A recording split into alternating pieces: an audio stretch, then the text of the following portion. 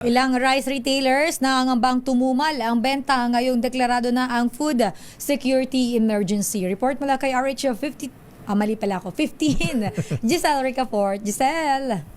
Sister El, Lagay, kakaba ba ngayon ang mga rice retailer sa Baclaran Market na tumumal ang kita ngayong umiiral na ang food security emergency sa bigas.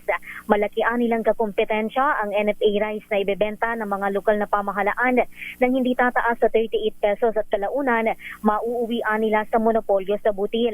Nangangamba rin ang ilang rice retailer na bilhin ng ilan ng NFA rice sa murang presyo, ipoproseso upang gumanda pa ang kalidad at saka ibenta sa mas mahal na presyuhan.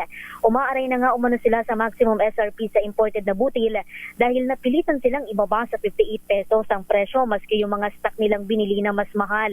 Walang mas mura sa 58 pesos kada kilong imported dito sa pamilihan, habang 45 pesos naman ang pinakamurang lokal at 58 pesos ang kada kilo ng pinakamahal.